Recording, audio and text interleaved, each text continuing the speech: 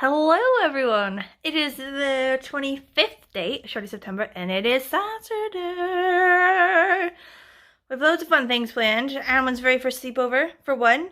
My very first night in the home by myself without Jays or Anwen for like years.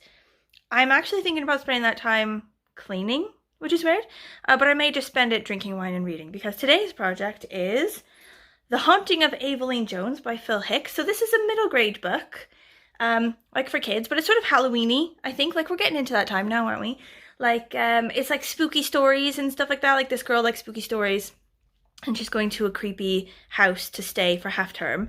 But obviously it's a kid's book, so it's not like super creepy. I am reading this kid's book today because I feel like yesterday's book cracked my soul and it needs to be repaired with something wholesome. So yeah, that's the plan for today.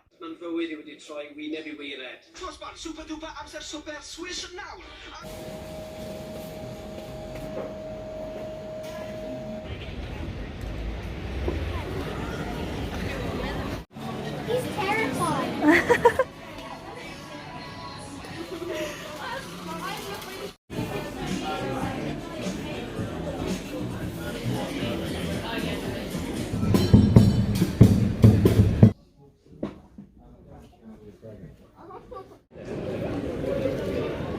You like my burger?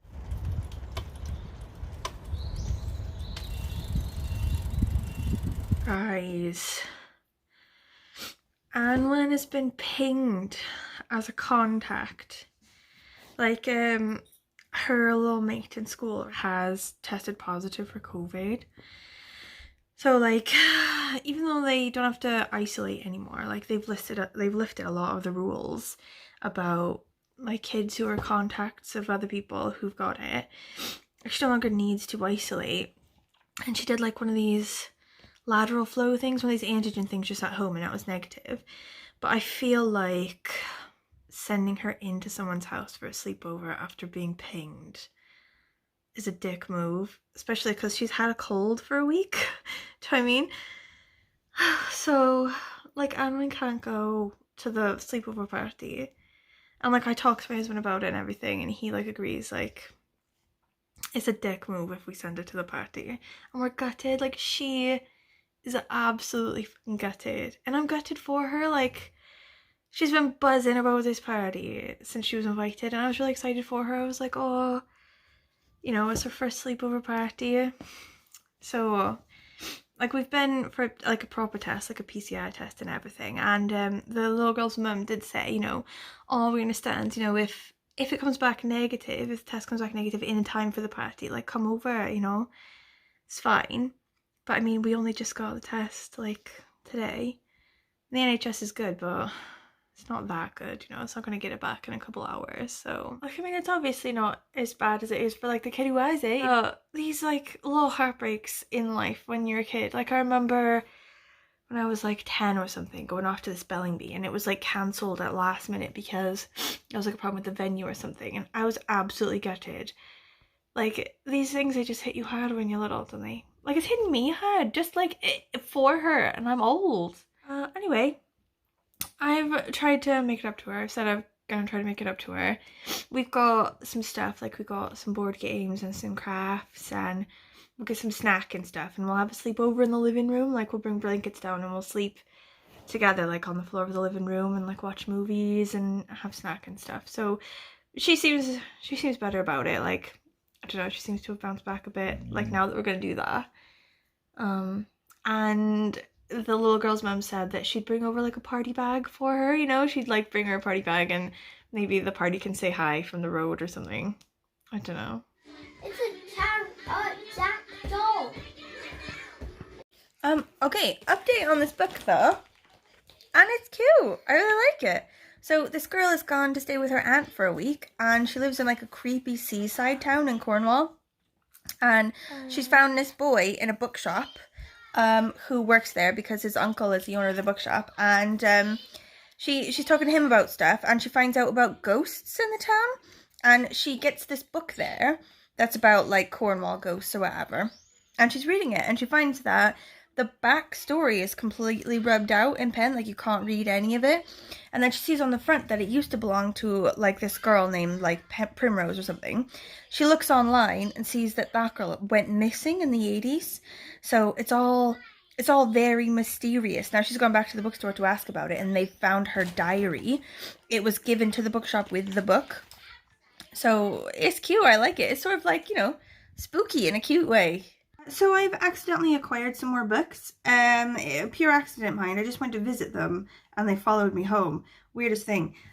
So the first one I actually ordered online with my birthday money, and it's only just come today. And then the other 4 I got today in town. I feel like I'm going to walk you through these just quickly because some of them are amazing and I feel like you need to know. Okay, so the first 2 I found in the cult classic section, which I understand now is fully my bag, right?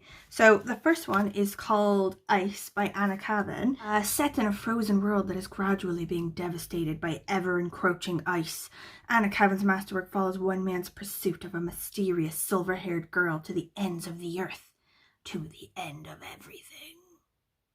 Cool. Next one is The Union of Synchronized Swimmers by Christina Sandu. So I think this was translated from Finnish. In an unnamed Soviet state, 6 girls meet each day to swim. At first they play, splashing each other and floating languidly on the water surface, but soon the game becomes something more. They hone their bodies relentlessly, their skin shades into bruises. They barter cigarettes stolen from the factory where they work for swimsuits to stretch over their sunburnt skin. They tear their legs into splits, flick them back and forth like herons. They force themselves to stop breathing. Like, that just sounds nuts. And in the best possible way, right? Next one, everyone's been talking about. So, like, you know, I have a bit of shame for jumping on this bandwagon, but it's My Heart is a Chainsaw by Stephen Graham Jones. I really liked the 2 of his that I've read. The Only the Good Indians, first of all, and then also Night of the Mannequins. I enjoyed those. So this one looks really just as good. This girl's doing a personal history of horror films. It doesn't rest easy as blood spills in the lake and violent stories refuse to stay buried. Jade's encyclopedic knowledge of horror cinema begins to make sense of everything happening in the rapidly gentrifying rural lake town. Okay, next one was recommended to me by my aunt. She just like texted me to say that I should get it. And I like looked it up and everything, and it looks super good. It's called The Reason I Jump by Naoko Ikishida, and introduced by David Mitchell and translated by Kei Yoshida and David Mitchell. Is this the same guy that wrote Bone Clocks? I think I may also have something in the back of my mind from Karen Evans reading this and saying something about it, but I can't remember all the way. Anyway, this is a memoir of a boy with autism in Japan. I think was born in Kimitsu, Japan, diagnosed with autism in 1998. Having learned to use a method of communication based on an alphabet grid, Naoko wrote The Reason I Jump when he was 13, and it was published in Japan in 2007. He has published several books since. Despite his communication challenges, he also gives presentations about life on the autistic spectrum throughout Japan and works to raise awareness about autism. It will stretch your vision of what it is to be human. Good. And the last one is Lady Cop Makes Trouble by Amy Stewart. So my aunt said that I should read these, my Aunt Joan, and I only was able to acquire like the first one, which I read, and then like the 3rd one and the 4th one, but somehow I couldn't get a hold of the 2nd one, which was like holding up the show, which is super annoying.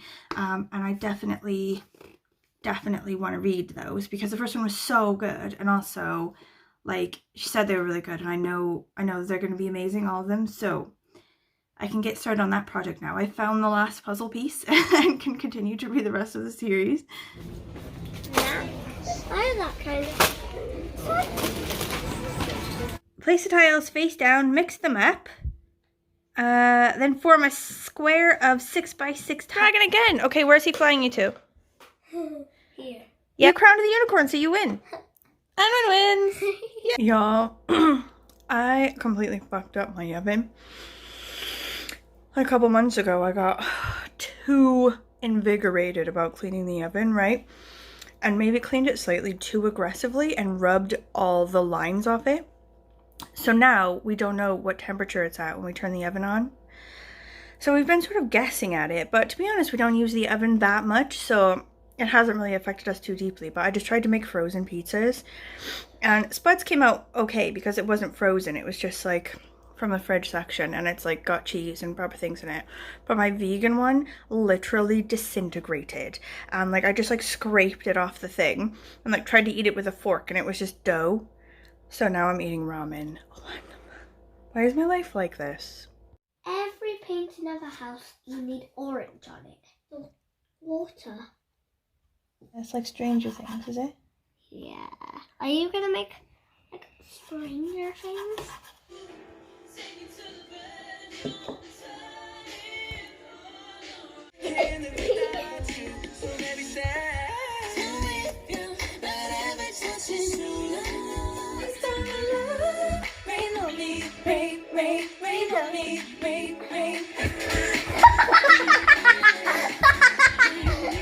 Hello, I'm Mustachio. Let's make a deal, okay? But one time the end of the deal, we have to shake hands. Yes or no? So, once a week we have Vampire Diaries. Once a week we have Sabrina. And then another week Vampire Diaries. Then Sabrina. Then Vampire Diaries. Like after week after week. Like that. Okay? Deal? Well, okay. I finished The Haunting of Aveline Jones, and it was brilliant. I love the crap out of this book. Like, it was quite creepy, actually, for a book that's geared toward, like, 11-year-olds and 12-year-olds. Like, I feel like 11-year-old me would have shit herself when, like, or, like, at least just had ridiculously bad nightmares. Because, like, one of the characters in it is, like, a witch that haunts the town, and she has no eyes.